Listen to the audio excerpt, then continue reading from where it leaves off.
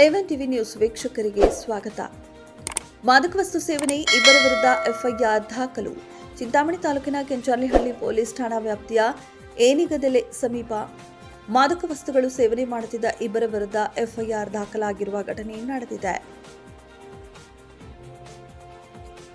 ಚೇಳೂರು ತಾಲೂಕಿನ ಗಡಿವಾರಹಳ್ಳಿ ಗ್ರಾಮದ Fayaz GN bin ನೆನ್ನೆಸಾಬಿ 28 ವರ್ಷ ಹಾಗೂ ಚೇಳೂರು ತಾಲೂಕು ಏನಿಗದೆಲೆ ಗ್ರಾಮದ ಕಿರಣ್ ಬಿನ್ ನರಸಿಂಹಪ್ಪ 22 ವರ್ಷ ಇವರಿಬ್ಬರು ಮಾದಕ ವಸ್ತು ಗಾಂಜಾ ಸೇವನೆ ಮಾಡುತ್ತಿರುವ ಮಾಹಿತಿ ಪಡೆದ ಸಬ್ ಇನ್ಸ್ಪೆಕ್ಟರ್ ಶ್ಯಾಮಲಾ ಹಾಗೂ ಸಿಬ್ಬಂದಿ ದಾಳಿ ನಡೆಸಿ ಇಬ್ಬರನ್ನ ವಶಕ್ಕೆ ಪಡೆದು ವಿಚಾರಿಸಿದಾಗ ಅವರುಗಳು ಕೋನೇಬಲ್ಲಿ ಗ್ರಾಮದ ಯಾರೋ ಒಬ್ಬ ಅಪರಿಚಿತ ವ್ಯಕ್ತಿಯಿಂದ 2 ಪ್ಯಾಕೆಟ್ಗೆ ಒಟ್ಟು 1000 ರೂಪಾಯಿಗಳನ್ನ ಕೊಟ್ಟು 2 ಪ್ಯಾಕೆಟ್ ಗಾಂಜಾವನ್ನ ತೆಗೆದುಕೊಂಡು ರಾತ್ರಿ ಸಮಯದಲ್ಲಿ ಇಬ್ಬರು ಸೇರಿ ಗಾಂಜಾವನ್ನ ಸೇವನೆ ಮಾಡಿರುವುದಾಗಿ ಹಾಗೂ ತಾವುಗಳು ಆಗಾಗ ಹಣ ಕೊಟ್ಟು ಗಾಂಜಾ ಪಡೆದು ಸೇದುತ್ತಿದ್ದುದಾಗಿ ಪೊಲೀಸರಿಗೆ ತಿಳಿಸಿರುತ್ತಾರೆ.